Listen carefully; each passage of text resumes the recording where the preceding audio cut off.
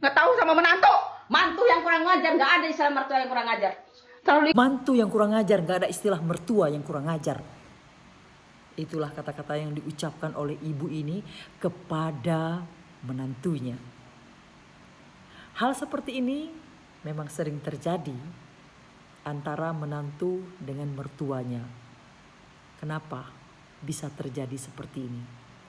Ini disebabkan karena orang tua yang selalu ingin ikut campur dalam rumah tangga anaknya, terutama kita sebagai seorang ibu. Kalau anak kita yang laki-laki sudah menikah, dia bukan kepunyaan kita lagi, bukan milik kita lagi. Dia sudah milik istrinya karena dia sudah punya istri. Walaupun kita yang melahirkannya, ibunya yang melahirkannya, tapi ketika dia sudah menikah, maka dia sudah menjadi milik istrinya, termasuk gajinya, keuangannya. Istrinya yang berhak menerimanya, bukan kita orang tua. Jangan egois.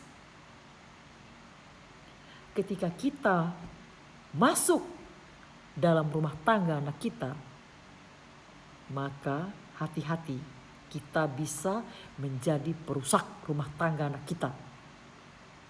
Bisa kacau rumah tangga anak kita kalau kita selalu ingin ikut campur dalam masalah-masalah yang terjadi dalam rumah tangga anak kita. Ingat sekali lagi, ketika anak kita sudah menikah, kita ini orang luar. Kita sudah masuk ke dalam keluarga besar, bukan keluarga inti. Karena yang disebut dengan keluarga inti ketika anak kita sudah menikah, anak kita sebagai suami, istrinya dan anaknya. Harus mengerti ya. Kalau kita ingin anak kita bahagia, rumah tangganya langgeng, jangan selalu ingin ikut campur dalam rumah tangga mereka. Karena ketika anak kita, suami dari menantu kita itu lebih mendengar kata-kata kita, istrinya nanti akan punya perasaan yang merasa tidak lagi diperdulikan, tidak dihargai oleh suaminya. Dan kita menyakiti hati menantu kita. Untuk itu, kalau kita sudah tahu anak kita itu sayang dengan kita, mau memberikan gaji dengan kita, nasihati dia. Uang gajimu kamu berikan dengan istrimu karena dia yang berhak. Kalau ibu ini tidak lagi berhak dengan apa yang kau dapatkan, kasih dengan istrimu, biar dia yang kelola, dia yang ngatur, karena dia nanti yang akan tahu kebutuhan apa yang ada dalam rumah tanggamu ini, termasuk kebutuhan anak-anakmu. Seperti itu.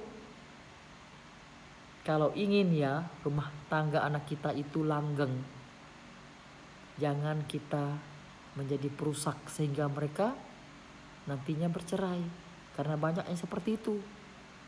Dan yang aku lihat sendiri juga seperti itu. Orang tuanya ikut campur dalam rumah tangga anaknya nih, laki-laki. Bercerai sampai sekarang anaknya itu tidak menikah lagi.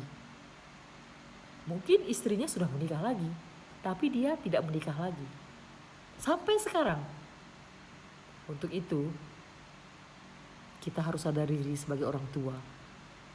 Biarkan mereka mengatur rumah tangganya sendiri. Jangan ikut campur.